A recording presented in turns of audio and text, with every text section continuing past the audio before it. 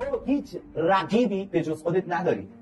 هیچ رقیبی به جز خودت نداری. یه عکس معروف المپیک نمیدونم دیدید یا نه، 2 تا شناگرن، یه شناگر فقط مسیر رو به رو داره نگاه میکنه و نفر اول داره میشه.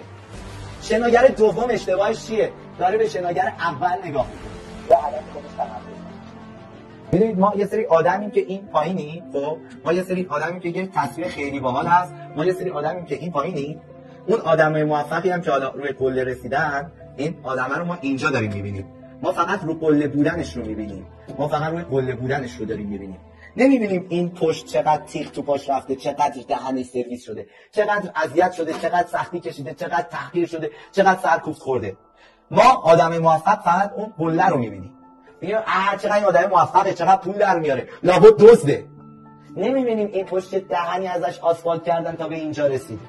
بچه‌ها همه آدم موفق وقتی میبینید موفقن، قبل از هر چیزی قبل از اینکه به درآمدش فکر کنی، فکر کن که چقدر پاره شده. هر چی پاره در موفق، هر چی پاره در قبیل. همیشه یادت باشه اون آدمی که روی قله میبینی دهنش سرویس شده تا به اون قله رسید و هیچ راه میانبری وجود نداره. شما باید تلاش کردن رو یاد بگیرید. باید تلاش کردن یاد بگیرید.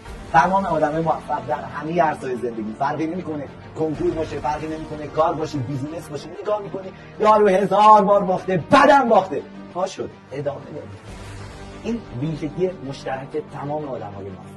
اون کسی که اول میشه کلش تو مسیر خودشه، فقط به رو نگاه می‌کنه، هیچ چیزی براش تو اطراف مهم نیست، فقط رقیبش خودشه و اول میشه.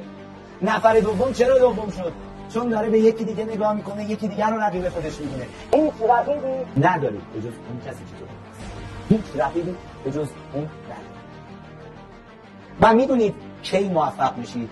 وقتی تو گرمترین و لجنترین و کثافت‌ترین شرایط به تنبلی غلبه میکنی. وقتی خوابت میاد، وقتی حالت از زندگی داره به هم میخوره، وقتی میگی واقعا من نوعی ادامه دادن ندارم و ادامه میدی.